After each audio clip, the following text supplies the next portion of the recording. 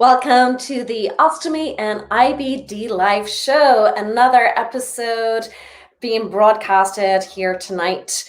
My name is Elaine O'Rourke. I am your host every week, and this is where we get to talk about all aspects of having Crohn's disease, colitis, and having an ostomy, from the physical to the mental to the emotional issues.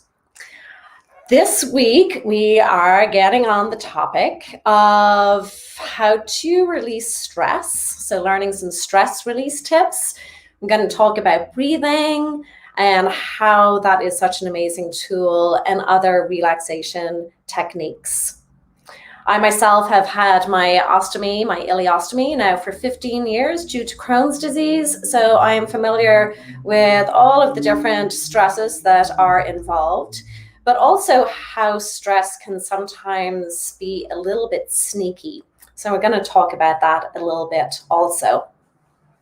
So get yourself comfortable. I know there's a lot going on in the world, and here in the States, it's election day. So I think tensions are high everywhere. So no matter what, anyone is going to benefit from tonight's broadcast.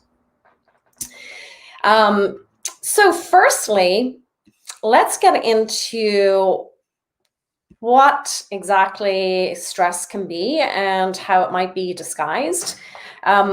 If you are watching, of course, put up any comments. I would love to know where you're tuning in from, if you have IBD, if you have an ostomy, what your experiences have been, if you've noticed how stress has played a role in your symptoms, because I think that is a big factor. Although, sometimes it can be a little bit insulting if, especially if you have IBD and someone says to you, oh, stress can be such a factor into it. But when we really break it down, we can see the little things that may be causing disturbances in the physical body. So these can be mental and emotional disturbances. They may be from our environment. They may be our ways of thinking. So much is involved, and there's so many different lenses to look at it through. If you have IBD and you haven't already grabbed my free guide, then make sure to go over to my website, elaineo'rourke.com, under IBD programs, because there's some really good, useful tips in that download, in that guide. It's 5 mistakes even well-informed people with IBD make. And I also have another free guide for people with ostomies, 3 simple ways to eliminate fears around your ostomy. Fear is another thing that can cause a lot of stress. So we're going to get into this. Let me just clear that and we'll get started a little bit more, give time for everyone to settle in. So I know myself that when I think of the word stress, I think of having a freak out, going like, losing it, going crazy. That is just like everything is just too much to take and you're about to snap. Well, yes, that is one aspect of stress, but there's a lot of little things that can be happening along the way to get to that point. And not everyone gets to that point, but all of these hidden little stresses can wreak havoc on your body. And especially if you already have Crohn's or colitis, these little stressors can lead to flare-ups or can contribute to having a flare-up. So also want to say that some stress is good, right? We need a balance. Within everything, it is having a balance. We need some stress in our lives. We need to be able to face danger, right? If you're being attacked, you need to be able to respond quickly, right? You need the blood to rush out to the periphery so that you can run for your life or respond the appropriate way. It's when we get caught in that state of fight or flight that we end up being in a little bit of trouble, because the cortisol and the adrenaline levels remain too high. And then over time, our bodies aren't able to discern what is actually stressful and what is not stressful. So some stress is definitely useful. And when you think about, say, doing weights, you're putting some stress on the body. Your body needs that to improve physical strength. We need some stress for endurance. We need to learn resilience. So some of it is good. Okay, so keep that in the back of your head. But it is the ongoing stresses, the underlying stresses that we may not be aware of that may cause problems. So as I said just a little earlier, being in a constant state of, say, fear. So if you're in fear of your next flare up, that is causing underlying stress. If you're in fear of having leaks with your ostomy all the time, if you're in fear of not being good enough, if you're comparing yourself to others a lot, if you, let's think of some others, God, there's so many. Say, even time management. If you're always running late for things, if you are saying yes to everything all the time and you realize, gosh, you don't have the actual time to do it, then it's learning to say no a little bit more. If you are someone who is a highly sensitive person, if you're at the end. So what can you do to help this? Well, the first thing is to recognize when you are under a little bit of stress and maybe use a different word for it. Maybe it's like, oh, I'm not managing my time well, and finding other words so that you're not using the stress word all of the time. And then that way you might be able to realize that, oh, okay, there's only a certain amount of things I can do each day, and I actually need to rest. Anyone who has a disease will realize that their body probably needs a little bit more downtime, and that it is important for your body not to be overdoing it all of the time. So not putting all of that extra duress on oneself or that extra pressure on oneself, and knowing that if you need to take a nap, that's okay. Especially if you have Crohn's or colitis. I know I survived on naps for years. I would come in from work and I would literally crash out for a half hour or an hour every day. And that is how I got through then the second half of the day. One of the other things in regards to dealing with stress is breathing. It sounds so simple, but that for me was one of the biggest factors for getting on my 2 feet again, literally. So I come from a background of yoga. I've always appreciated the breath and the body. And it was only when I actually couldn't move that I realized that I could do so much of calming my nervous system with the breath, with slow, deep breathing, and breathing through the nose. I was always a mouth breather. I realized when I was hiking with my younger sister in Peru that I was breathing through my mouth all the time. And it took a lot of practice to change it to become a nose breather. Now, there's a lot of new studies been done out there about the breath, the science of the breath, and how helpful it is. And to breathe through the nose, it's your filtration system. It helps with the temperature, with humidity control. It releases nitric oxide. There's just so many benefits for it, and you're just bringing more oxygen into your body and to your brain. So taking deep, slow breaths through the nose. So simple and so effective.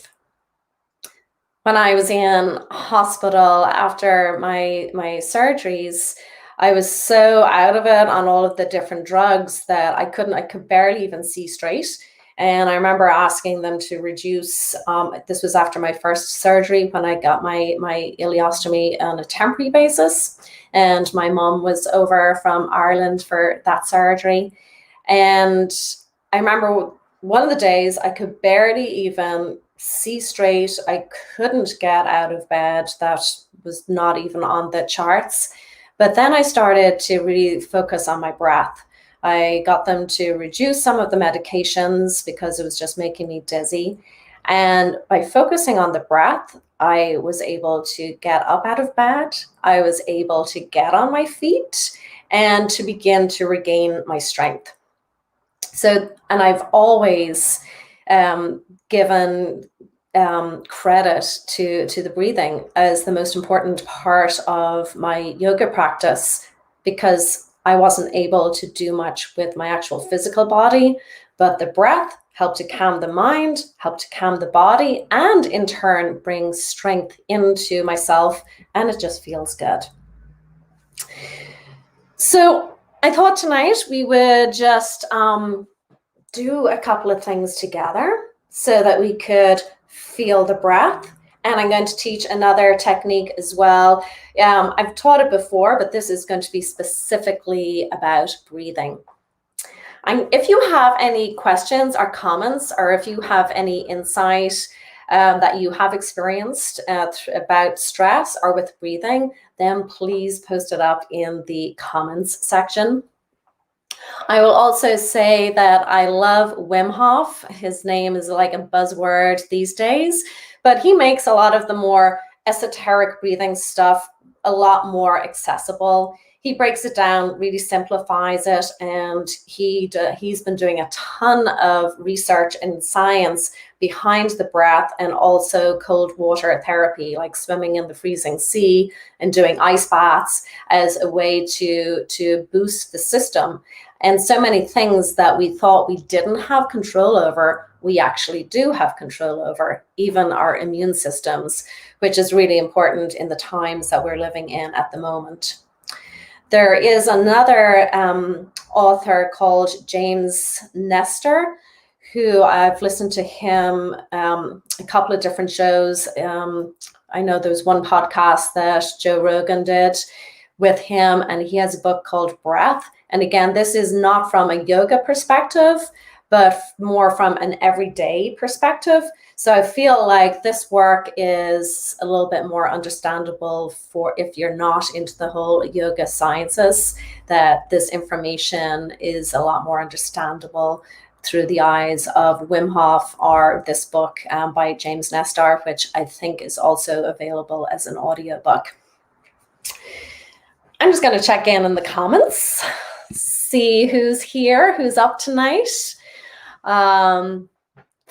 Yeah, so Kasaria, hi Kasaria. I'll just bring in your comment here saying, my gut knows I'm stressed before my brain does. Yes, so when you think about, so I used to do a lot of performing, that, you know, those little butterflies in your belly, some people will end up running to the bathroom, like having to do whatever. So your body responds, right? It can feel the stress within the body. So I think no matter what, whether you have disease or don't have disease, that you can recognize when you're out of balance because of stress. And yes, this goes for everyone, for cancer patients, for everyone. Like, all of us recognize this. All of us know what this feels like. Karen says, I'll bring in her comment, rest is essential for stress management, as well as this is how our body heals and regenerates. Great point, Elaine. Give yourself permission to rest. Absolutely.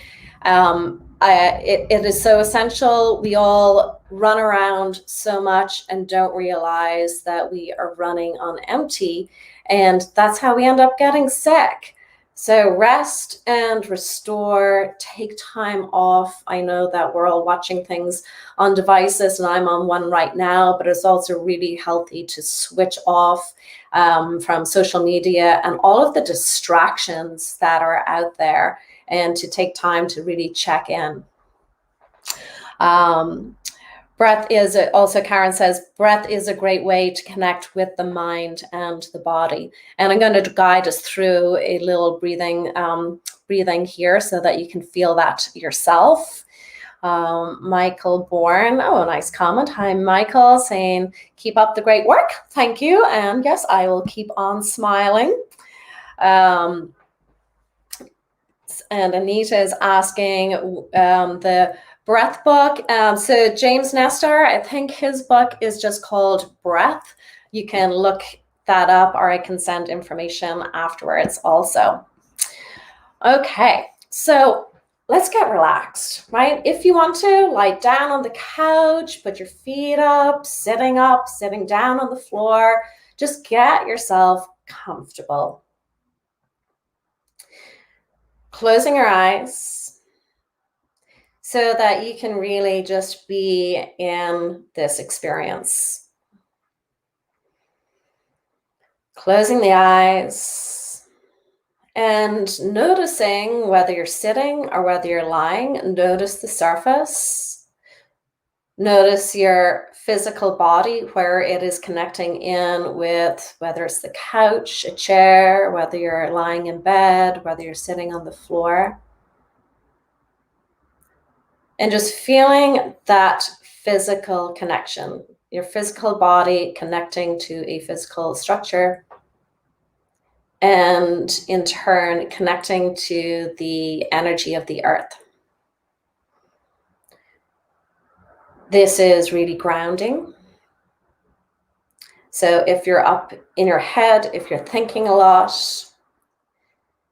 then bring yourself to the physical.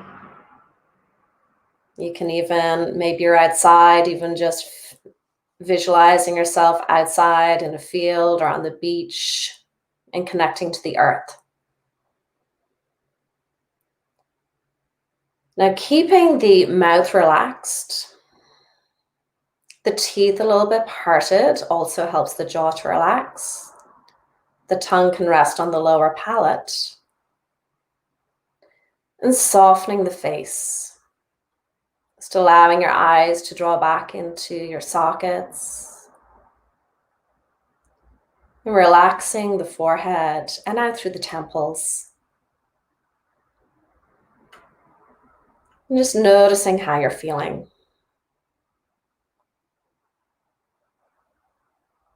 And if you can, begin to breathe in and out through your nose.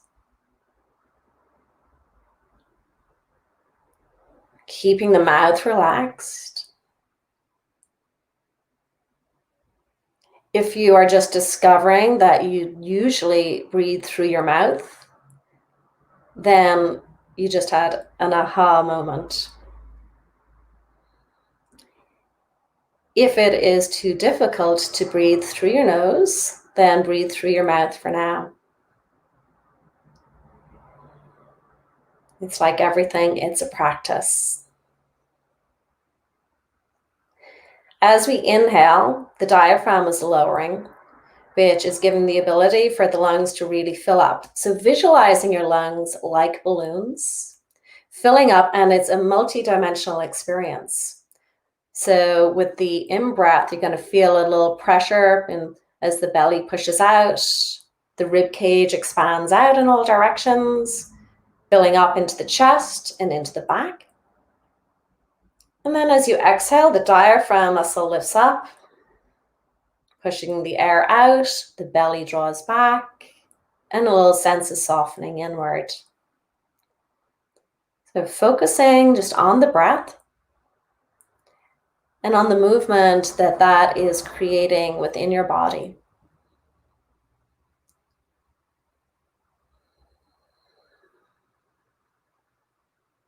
Feeling the breath coming in through the nose, filtering the air, bringing the oxygen into the body. And as you exhale, just releasing out that exchange of the gases, carbon dioxide being released back out.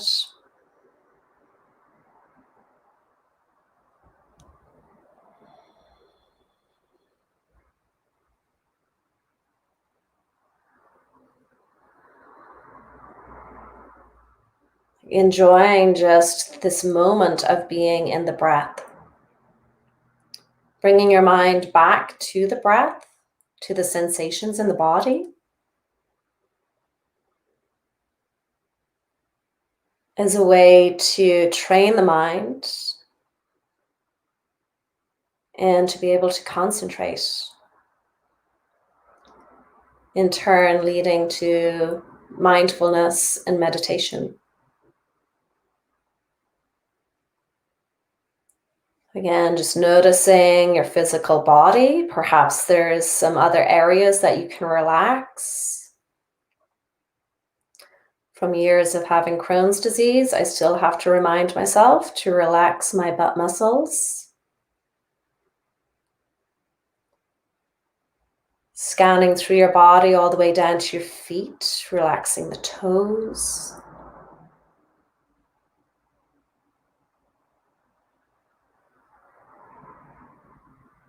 And just enjoying this time to clear the mind of all the clutter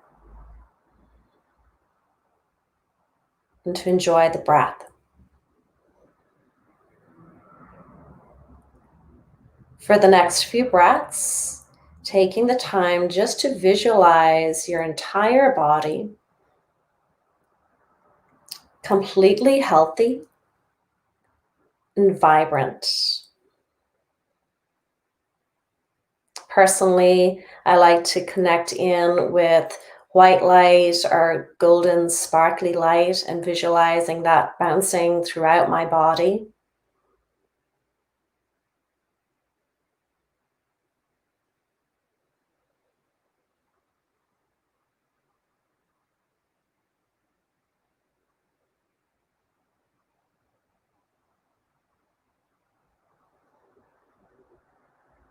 Beautiful. And now just notice again, just notice how you are feeling now.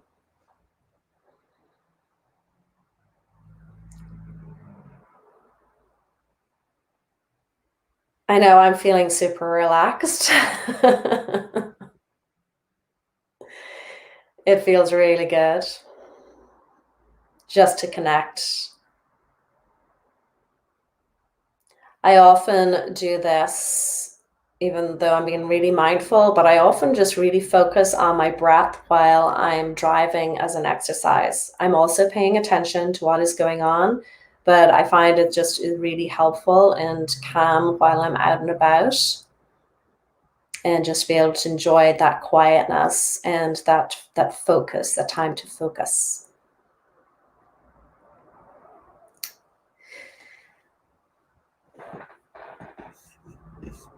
So I'm now going to teach you another little technique that I love to help to reduce to release out some of the stress hormones like cortisol that can be running around the system. And it also helps just to promote this relaxation response.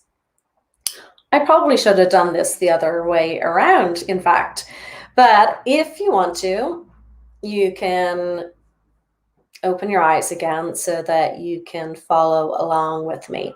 Now, if you're in a nice little zone, stay where you are and you can just visualize this also.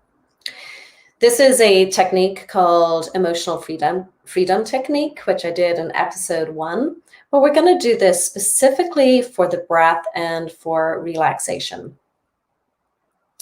Basically, you're now going to notice your breath again, even though we have been doing some nice deep breathing, but just notice your breath. And as you breathe, evaluating how deep your breath actually is. Like if you can feel that the breath is coming up to a certain area in your chest, or if you feel like the breath is very shallow, kind of put a percentage on it or a number on it. So I'm going to just check in with myself. So my breath is feeling pretty full right now. So I'm going to put my breath at about an 8 out of 10 for fullness.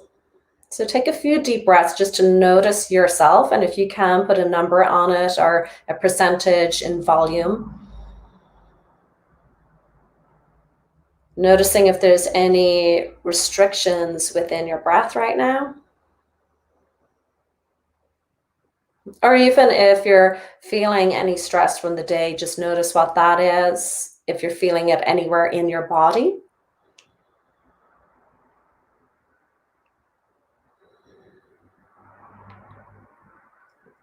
And then you're going to just tap along with me.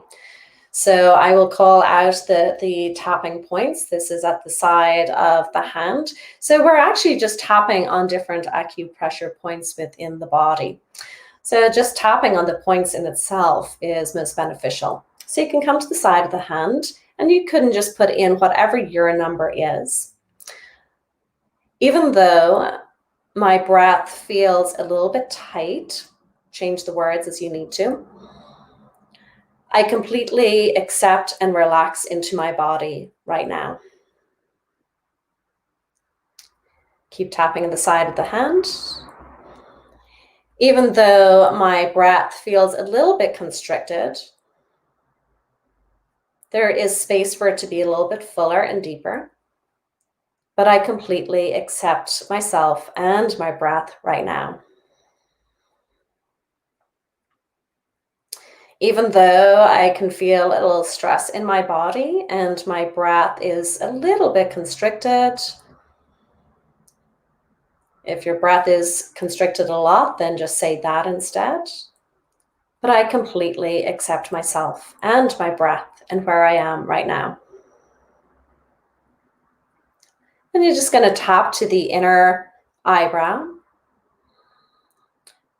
My breath is a little bit constricted. Then come to the outer eyebrow. My breath is a little bit tight. And then under the inner eye. My breath is, if you found a number, so I'm going to say my breath is at about an 8 out of 10. And then under the nose, just tapping there. There is room for my breath to be a little bit deeper. Then under the lower lip, my breath can be a little bit more expansive. And then coming to the collarbone, under either R or even both, just tapping, I use all 4 fingers. My breath feels a little bit tight right now. And then you can come to the side ribs. My breath is a little bit tight. And then coming to the top of the head. I recognize some stress within my body and within my breath. And then coming to the inner eye again. I am open to breathing deeper. Then come to the outer eye. I am open to relaxing more into my body. Then under the inner eye, I'm choosing to let my body relax now. Under the nose, I am choosing to breathe deeper. Under the lower lip, I am choosing to release any stress out of my body and out of my mind. And then under the collarbones, I am choosing to relax into my breath a little bit more. And then the side ribs. I am open to breathing deeper and relaxing more. And to the top of the head. I am open to having a deeper experience of my breath and relaxing right here, right now. Okay, so now taking a full breath in, notice your breath. Notice if it feels fuller, if it feels deeper, if it feels freer.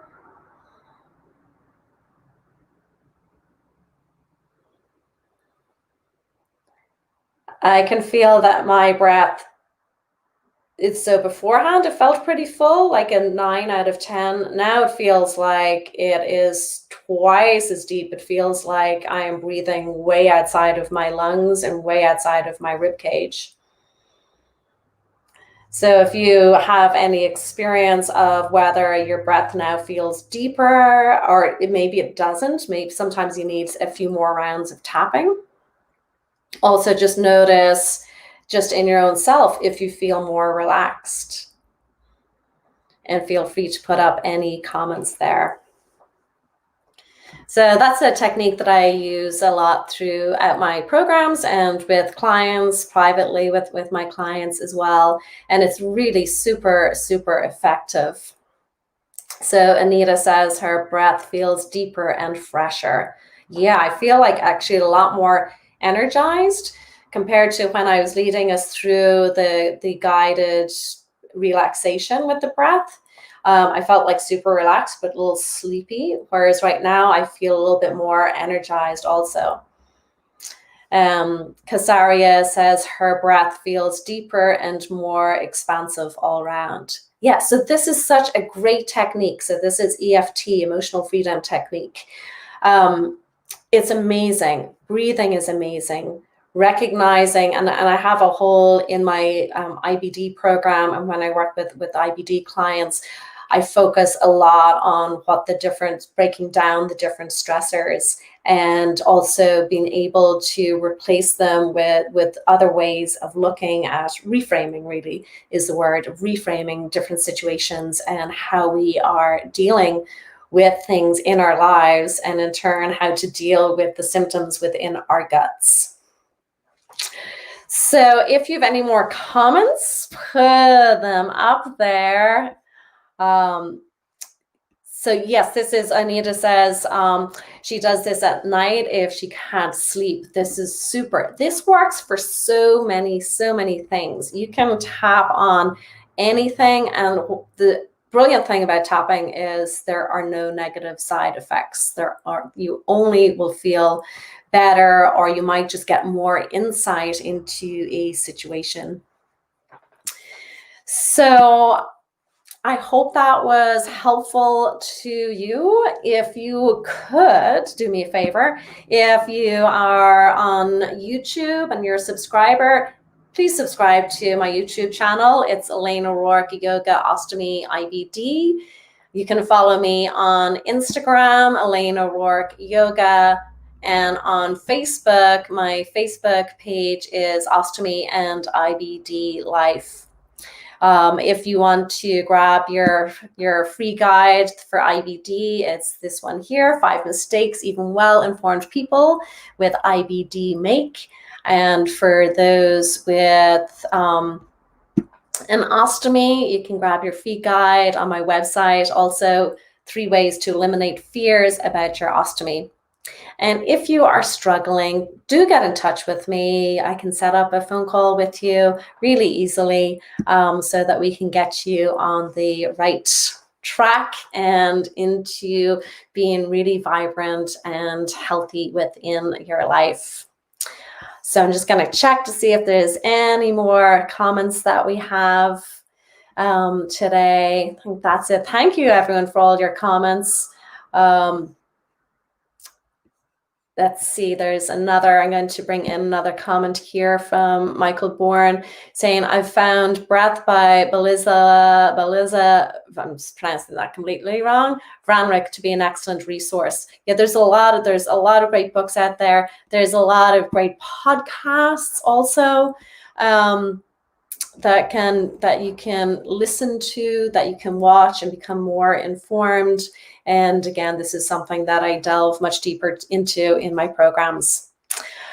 Okay, everybody, until next week. So next week I have Beth Ann Norton, who is a nurse practitioner. She is the director of nursing at the Crohn's and Colitis Center at Brigham and Women's Hospital. And we're going to be talking about J pouches next week. So this is going to be, again, another really informative discussion. She'll be giving advice and information about J pouches, which she is an expert in. So I'm really looking forward to that. In the meantime, take care. Keep calm no matter what. You've got a few tools now that you can use. And I'll see you next week live at 5. That's East Coast America time. All right, take care, everyone.